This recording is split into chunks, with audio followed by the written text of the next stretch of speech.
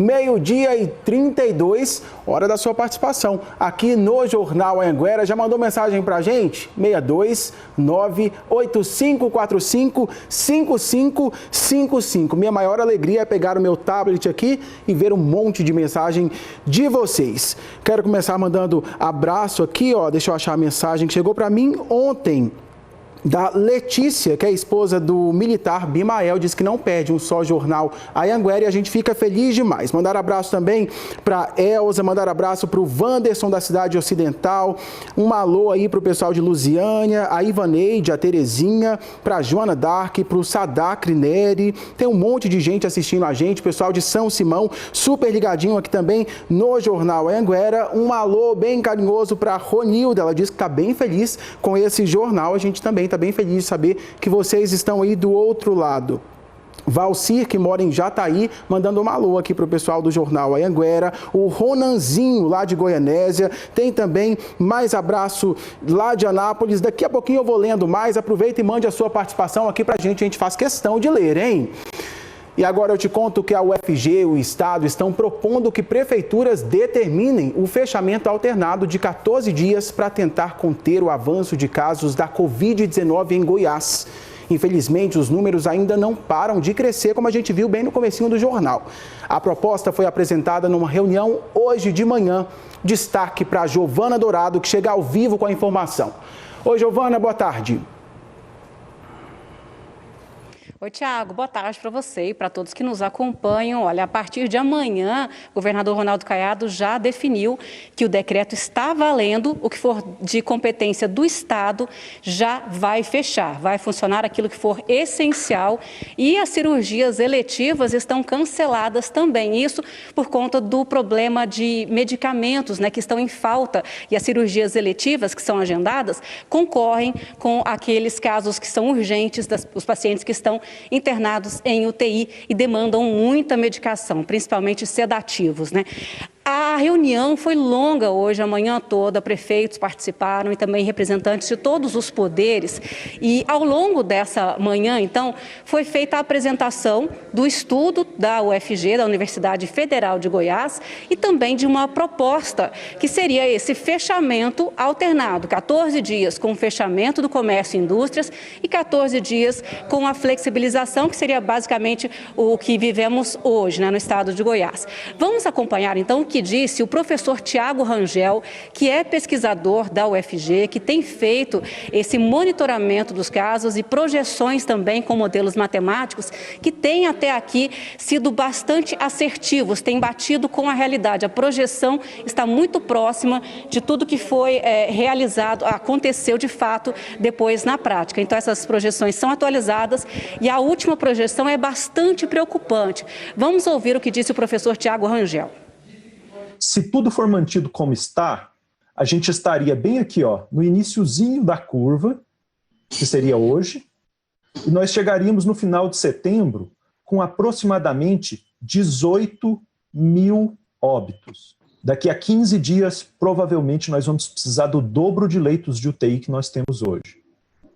Então, assumindo que a gente não conseguiria hospitalizar o dobro de pessoas que tem hoje por Covid, nós podemos ter um colapso no sistema hospitalar ali no final da primeira quinzena de julho, ali entre o dia 8 e o dia 15. Que essa diferença entre deixar tudo aberto de maneira permanente e deixar tudo fechado de maneira permanente é cerca de 13.500 óbitos. Qual que é o tamanho do efeito das medidas de isolamento 14-14 mais o rastreamento? É salvar 10.283 vidas. Isso, governador, é toda a população do município de Petrolina. Então, a proposta colocada aí é de um fechamento de 14 dias, já a partir de amanhã, junto com um monitoramento muito próximo dos casos, que é o que explica a superintendente de Vigilância em Saúde do Estado de Goiás, Flúvia Amorim. Vamos ver. Tem um caso positivo, a vigilância tem que entrevistar esse caso e saber todas as pessoas que entraram em contato com esse caso. Levantar endereço, nome e passar a monitorar. né? Esse é o ponto principal para a gente conseguir quebrar a cadeia de transmissão. Eu identifico o caso, eu busco os contatos, isolo e monitoro. Isso precisa acontecer de forma homogênea. Se um lugar faz, o outro não faz, essas discrepâncias, elas podem impactar negativamente no resultado. Então, precisa acontecer de uma forma homogênea, porque se todos falam a mesma coisa, a adesão, inclusive, por parte da população, ela é maior. Essa necessidade de um comando e de ações coordenadas no estado todo foi muito recorrente em toda a reunião. Vários participantes deixaram bem claro que há essa necessidade de uma voz única para que a população tenha mais facilidade, inclusive, para aderir às medidas, né? Porque quando são muitos comandos diferentes, a população fica muito confusa e essas mensagens acabam chegando de uma forma errada. Agora, o secretário estadual de Saúde, Ismael Alexandrino, ele apontou o panorama, né, de ocupação de leitos de UTI hoje no estado de Goiás, um cenário que está bastante preocupante. Em várias cidades já se atingiu o número de 100% de ocupação de leitos de UTI, Jataí, por exemplo, o Hospital de Campanha de Águas Lindas de Goiás também tem 100% da capacidade, o Hospital de Campanha Estadual aqui em Goiânia, ele foi ampliado, ele teve mais leitos incluídos ali na capacidade, mas ainda assim houve um acréscimo muito grande no número de pacientes, o que mostra uma aceleração grande agora no contágio e nos ritmos de internações, de uma forma que o Estado não consegue garantir mais atendimento de saúde para todas as pessoas que ficarem doentes, se a doença continuar avançando no mesmo ritmo que está hoje, que a tendência é de acelerar. Inclusive, o estudo apresentado pela UFG aponta uma necessidade diária chegando a 2.000 leitos de UTI por dia. E isso, segundo o secretário de Saúde, é impossível. Vamos acompanhar. Por mais que seja, às vezes, amargo, é distante do PowerPoint. Então, a gente não consegue chegar em 2.000 leitos de unidade de terapia intensiva. Chegar nesse quantitativo, nós precisaríamos de estrutura, precisaríamos de equipamentos e medicamentos, que está com grande dificuldade no Brasil, e precisaríamos de pessoas. Não existem pessoas capacitadas no Brasil em quantitativo suficiente, nem em Goiás, para tocar 200 leitos num curto, 2.000 leitos num curto intervalo de tempo. 2.000 leitos a mais.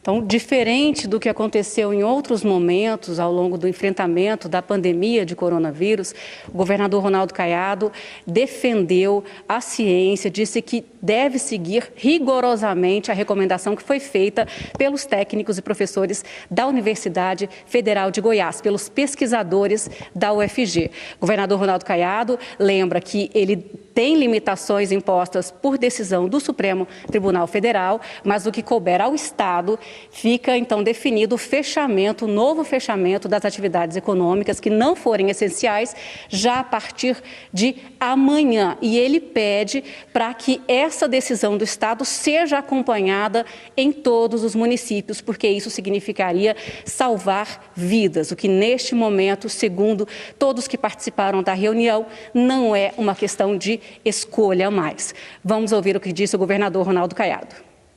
Vamos mais do que duplicar até o final do mês de julho o número de leitos específicos para atender o Covid, e com isso dobrando um percentual acima do número de UTIs no nosso estado de Goiás.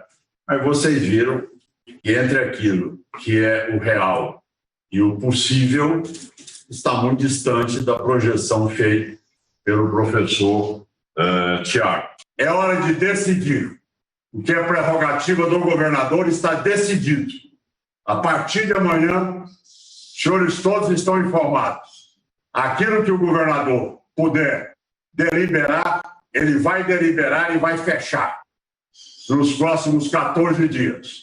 O que for essencial, com todo o controle daqueles que estão trabalhando, pelas empresas e indústrias, poderão permanecer abertos dentro de critérios que também serão muito bem dentro do apoio solicitado pelos prefeitos e prefeitas, colocada toda a nossa polícia à disposição para implantar o respeito e a ordem às regras implantadas para o combate ao coronavírus.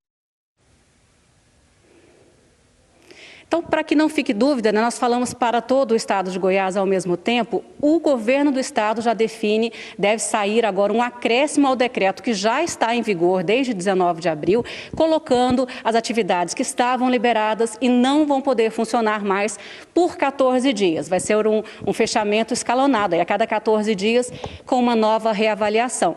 Cada município, cada prefeitura vai atuar aí com a legislação própria, com base no decreto estadual, mas tem essa autonomia que foi conferida pelo STF. Com a recomendação, os próprios representantes dos municípios pediram notas técnicas da Secretaria Estadual de Saúde para que haja essa coordenação, para que haja uma ação homogênea no estado, seguindo as características aí da pandemia em cada município, em cada região do estado de Goiás. Tiago. Giovana Dourado falando então com a gente sobre o posicionamento do governador do estado, inclusive um posicionamento bastante incisivo, né, Giovana? A gente sabe que a economia precisa girar, por outro lado também, salvar vidas deveria ser prioridade e não opcional. A gente segue acompanhando essa história. Obrigado por sua participação, Giovana. Um comerciante de Catalão foi agredido e sabe por quê? Simplesmente porque ele pediu para 2 clientes colocarem a máscara. Você acredita? Tem lógico um negócio desse? A Aline Braga está chegando ao vivo de Catalão e tem os detalhes. Ei, Aline, uma história absurda que você vai contar para a gente agora. Boa tarde. Revolta, né, Tiago? Boa tarde para você, para todo mundo que está acompanhando a gente. Pois é, essa agressão aconteceu ontem, no finzinho da tarde, num bar que fica central aqui de Catalão. Agora há pouco eu conversei com o neto desse comerciante, um idoso de 76 anos de idade. Ele contou pra gente que um cliente chegou lá nesse bar e o avô dele pediu para que ele usasse a máscara, o que é obrigatório em todo o estado, né? Mas o cliente ficou nervoso, ele se perdeu completamente e partiu para a agressão. As imagens aí, ó, do circuito interno de segurança mostram o momento exato da agressão. O idoso chega a cair. Ele quebrou uma das pernas e, de acordo com o neto, vai precisar passar por uma cirurgia ainda hoje. O neto também disse pra gente que procurou a polícia, registrou o boletim de ocorrência para que esse agressor seja identificado. Nós conversamos com a polícia que está investigando o caso, mas pelo menos por enquanto esse jovem ainda não foi localizado e a polícia disse que vai continuar investigando o caso porque quer localizar esse jovem e deve ir ali naquela região onde tem outros comércios para saber se outras câmeras de segurança flagraram esta ação que a gente está vendo aí, ó. É um absurdo, uma falta de respeito, uma covardia com qualquer comerciante, né, que está trabalhando e ainda mais com comerciante de 76 anos de idade, um idoso. O neto disse que ele tem esse comércio aí, Tiago, há mais de 30 anos aqui em Catalão, viu?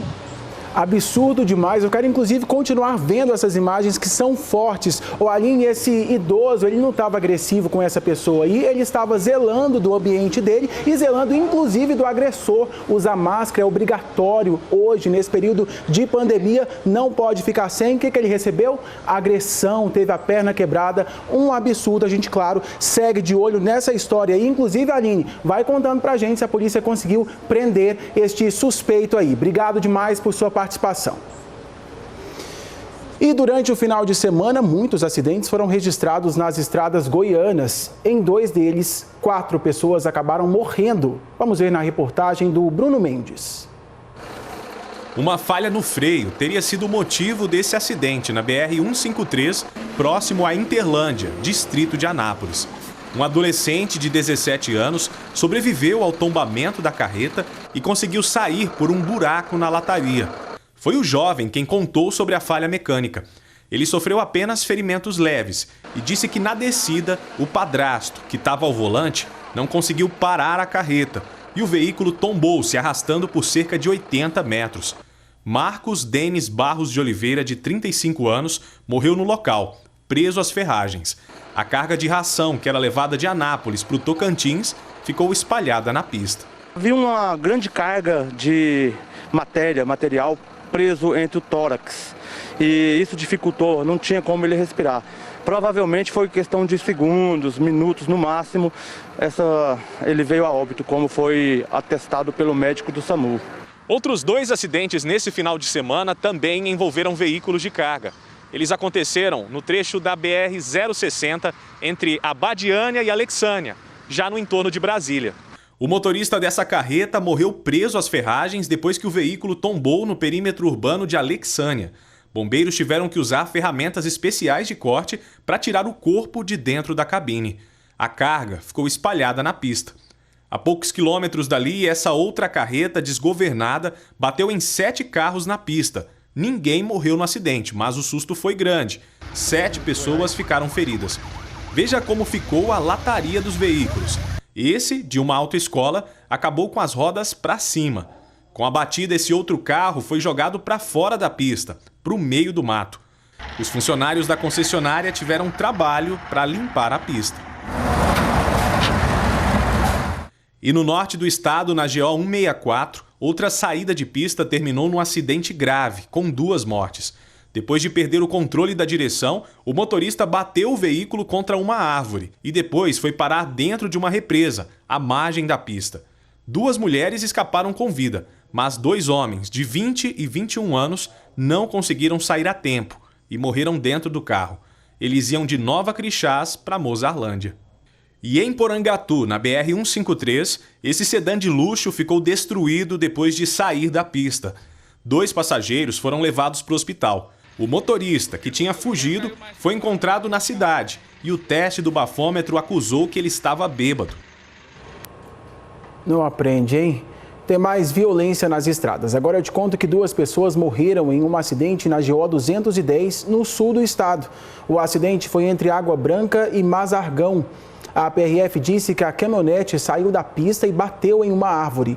5 pessoas estavam no veículo, 2 delas morreram no local. Uma outra vítima teve fraturas pelo corpo e está internada no Hospital Municipal de Caldas Novas, em estado grave. As outras 2 pessoas que estavam no veículo tiveram ferimentos leves. Os corpos foram enterrados na cidade de Águas Quentes. Olha, vários bairros de Rio Verde tiveram a ronda policial intensificada nesse fim de semana. Foi a Operação Bairro Mais Seguro. Foram realizadas abordagens a motoristas que passaram por testes do bafômetro. 13 veículos foram apreendidos. 3 motoristas foram flagrados bêbados e 4 foram presos. E professores do curso de Direito de uma faculdade privada de Rio Verde entraram em greve durante a pandemia. Eles contam que tiveram os salários reduzidos sem aviso prévio. Com as portas fechadas, os quase 600 alunos do curso de Direito da faculdade estão estudando só pela internet. Os professores que acompanhavam eles desde o início do ano dizem que foram substituídos. A instituição ela vem frustrando o nosso movimento, realizando contratação ilegítima de funcionários, de professores para nos substituir. E esses professores ilegalmente estão aplicando provas e aplicando aulas em nosso nome. Eles estão em greve há mais de 2 semanas e disseram que um dos fatores importantes nessa decisão foi a redução dos salários sem aviso. Redução de 30%, na verdade foi um corte, de 30% do salário dos funcionários sem aviso prévio e sem a redução da carga horária, que é uma determinação da medida provisória que permitiu isso. A faculdade Unibras disse que caberá à justiça decidir pelo excesso ou não sobre as alegações dos professores. Disse também que espera que a greve acabe o mais breve possível.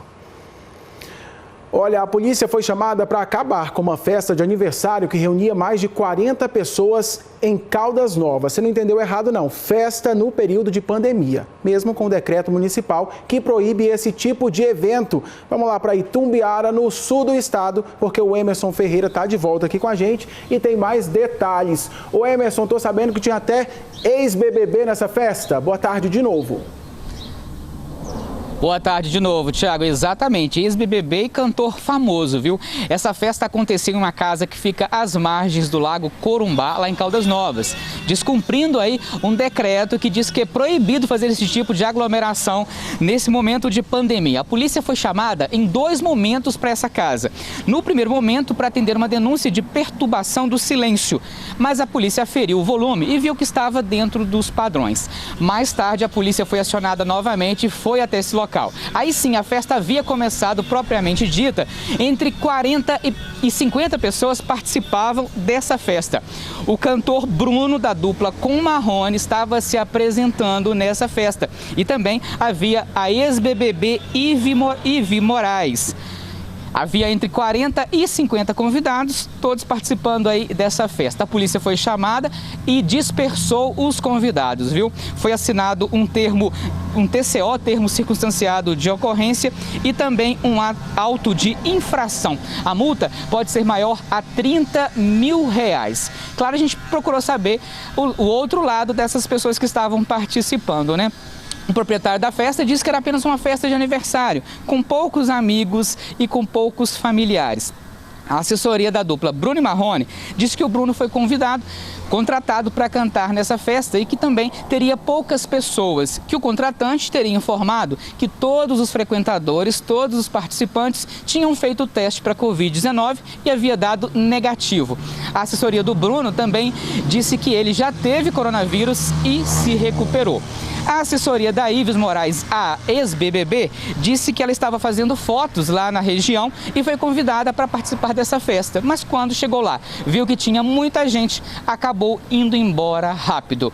Tiago, situação complicada, né? Porque neste momento o decreto do município proíbe esse tipo de festa, esse tipo de aglomeração, gente. É importante manter o distanciamento social.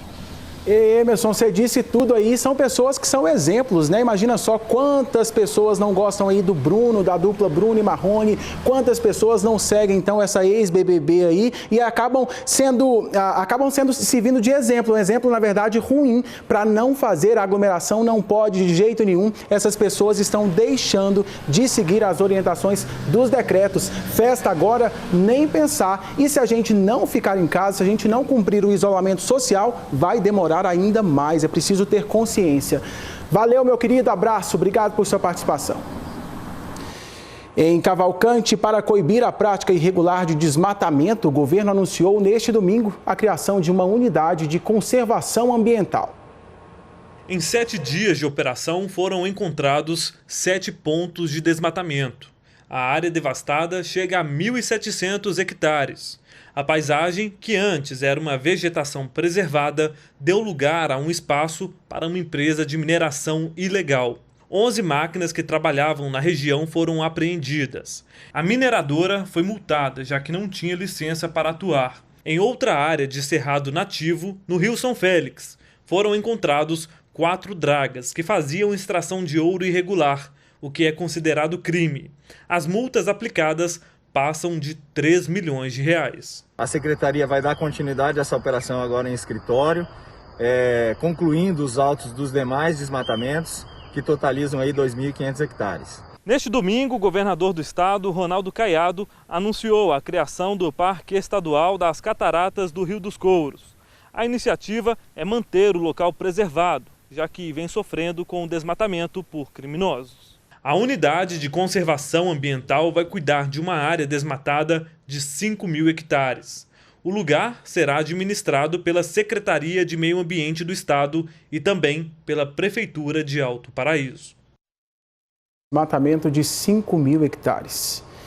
Bom, um homem de 28 anos foi preso em Catalão com mais de 60 quilos de droga. Ele foi abordado pela Polícia Militar durante um patrulhamento de rotina no bairro JK. Dentro do carro, os militares encontraram a maconha. E aí a Polícia Militar disse que ele contou que tinha buscado a droga lá em Uberlândia.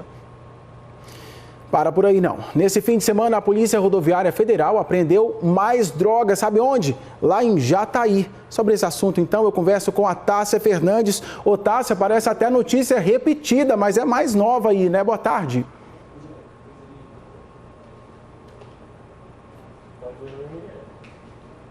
Velha, mas é notícia nova, viu? Boa tarde para você, para todo mundo que acompanha a gente.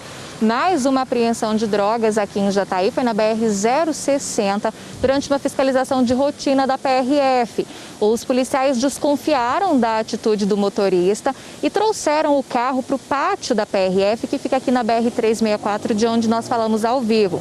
Durante uma fiscalização mais intensa, encontraram mais de 8 quilos de droga escondidos na lataria do carro. mais de 2 quilos de skunk, que é uma versão mais forte da maconha, e aproximadamente 6 quilos de pasta base de cocaína. O motorista, de 43 anos, contou para os policiais que mora no Maranhão e que foi contratado por uma pessoa do Pará. Ele foi contratado para comprar um carro em Anápolis, o carro que faria o transporte dessa droga. Depois, ele foi buscar a droga em Campo Grande, Mato Grosso do Sul, e levaria para Belém, no Pará. Mas acabou sendo preso aqui em Jataí durante essa fiscalização da PRF e deve responder pelo crime de tráfico de drogas. Só neste mês de junho, a Polícia Rodoviária Federal aqui de Jataí apreendeu quase 500 quilos de maconha e também aproximadamente 6 quilos de cocaína e mais de 6 quilos de skunk, que é uma versão mais forte da maconha. Tiago. Eita Deus, obrigado Tássia, valeu por sua participação.